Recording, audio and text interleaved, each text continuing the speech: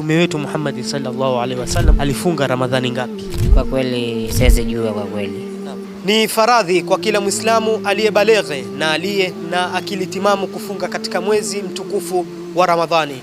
Mwezi mtukufu wa Ramadhani ulifaradhishwa katika mwaka wa pili baada ya hijra. Na swala letu la leo katika kipindi chako hichi cha Al-Hajar Mtaani, tutakuwa tukiuliza baadhi ya wakazi wa Mombasa kuhusiana na je, Mtume wetu Muhammad sallallahu alaihi wasallam aliweza kufunga Ramadhani ngapi katika maisha yake?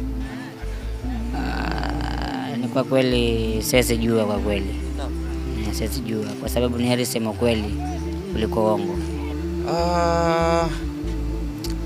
Pengine hapo itakuwa na bahatisha kwa sababu kiuhakika hainiji. Kiuhakika hainiji, pengine itakuwa ni masala kubahatisha hivi. Mtume Muhammad sallallahu alaihi wasallam alifunga somo nyingi. Kuna zile sunna alifunga Ramadhani.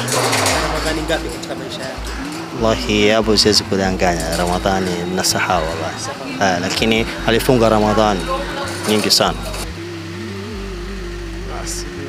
Mtume wetu Muhammad sallallahu alayhi wasallam aliweza kufunga Ramadhani 9 katika maisha yake, kwa sababu Ramadhani ilifaradhishwa katika mwaka wa pili baada ya hijra, na Mtume wetu Muhammad sallallahu alayhi wasallam alikufa katika mwaka wa 11 baada ya hijra. Kwa hivyo alipata Ramadhani 9 katika maisha yake. Baadhi ya Waislamu walipata, baadhi walikosa, lakini hapa la zaidi tumekuja kufundishana. Nimekuwa wako Abdurrahman Alwi katika kipindi chako hichi cha Al-Hajar Mtaani, na nyuma ya kamera alikuwa ni ndugu yangu Abdul Ghafari Yusuf Abdi. Tukutane wiki ijayo insha Allah.